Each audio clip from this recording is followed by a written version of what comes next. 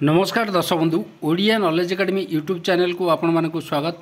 आपण जदि आम चैनल को प्रथम आछंती दयाकोरी चैनल सब्सक्राइब बटन क्लिक करी चैनल को सब्सक्राइब करेंगे। वीडियोटी भल लगे निश्चय वीडियो को लाइक करेंगे, कमेंट करेंगे, शेयर करेंगे भूलें जहाँद्वारा आप प्रतिदिन नुआ नुआ अपडेट पाइपर। देखो आज गोटे गुरुत्वपूर्ण खबर पर नजर पकड़ा जो कि केंद्र कर्मचारी बा राज्य कर्मचारी हूँ से जो महंगा भत्ता डीए डीआर अच्छी से डीए डीआर हाइक को नहीं गोटे बड़ खबर अच्छी आमे से विषय आलोचना करवा। दयाकोरी वीडियोटी को शेष पर्यंत देखिए जहाँद्वारा आप संपूर्ण खबर विषय जानीपर। तो चलतु आरंभ करिए आज खबरटी। देखो ये केंद्र कर्मचारी महंगा भत्ता बढ़ो जो आप जानी डीए डीआर जो हाइक अच्छी डीए एवं डीआर जो हाइक करा जाए पेंशनर एवं कर्मचारी मानकर एटा कहीपर गोटे खुशी खबर जो केंद्र कर्मचारी जो महंगा भत्ता बढ़ो ए विषय गोटे गुरुत्वपूर्ण अपडेट अच्छी आम से विषय आलोचना करवा।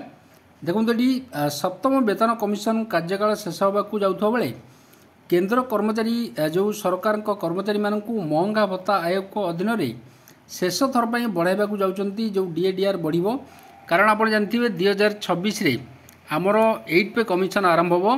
चलित मासरे कर्मचारी जो महंगा भत्ता अच्छी महंगा भत्ता और पेंशन भूमि को महंगा जो रिलीफ बढ़िया संभावना रही साधारणतः अक्टोबर मसरे पूजा पूर्व यही घोषणा कराई थाए जोटा कि आप जानते डीए हाइक बा महंगा भत्ता वृद्धि कराई थाए एवं ताकू पिछला भाव जुलाई रु लागू कराई थाए। सप्तम वेतन आयोग को कार्यकाल 2016 जनवरी रु आरंभ होता बेले जहाँ चलित वर्ष डिसेम्बर शेष हम आप जानते एवं से 8 पे कमिशन आरंभ हम एवं 8 पे कमिशन ने आप जानते से आमर कौन करा जाए ना जो डीए डीआर अच्छी डीए डीआर अच्छी ताकू जीरो कर दिया जाए डीए डीआर को जीरो कर दिया जो गोटे नुआ पे कमिशन लागू हुए। तो से हिसाब से देखा डिसेम्बर शेष हम एवं जोटा कि सप्तम वेतन कमिशन एवं 2026 जनवरी अष्टम वेतन आयोग को कार्यकाल आरंभ हो। सेमती चलित वर्ष मार्च रे केंद्र सरकार को महंगा भत्ता 2% वृद्धि करी ताकू 53% रु 55% करते से निष्पत्ति को पिछला भाव 2025 जनवरी लागू कराइला। यह महंगा भत्तारे से 2 कि 3% वृद्धि आशा कराउची। आम्बिट कैपिटल पक्षर आकलन कराई जदि चलित वर्ष शेष सुधा महंगा भत्ता 60% को वृद्धि पाइब जदि जो महंगा भत्ता अच्छी ताकू जदि 60% को वृद्धि करागला तेबे अष्टम वेतन आयोग को अधीन में कर्मचारी मानक दरमारे प्राय 14% वृद्धि घटो।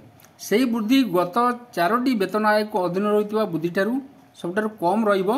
साधारणतः नुआ वेतन आयोग को कार्यकाल आरंभ होगा पर महंगा भत्ता को शून्य कर दिया था। आप जानते जीरो रु नुआ वेतन आयोग पर जीरो रु आपण को महंगा भत्ता कैलकुलेट करा जाए।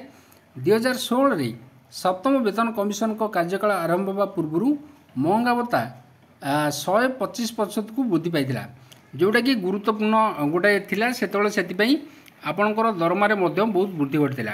तो आज यहाँ गोटे गुरुत्वपूर्ण खबर आप देखिले जदि खबरटी आपको भल लगे दयाकोरी निश्चय आम चैनल को सब्सक्राइब करेंगे, वीडियोटी को लाइक करेंगे, कमेंट करेंगे, शेयर करेंगे भूलें जहाँद्वारा आप प्रतिदिन नुआ नुआ अपडेट पाइपर। धन्यवाद।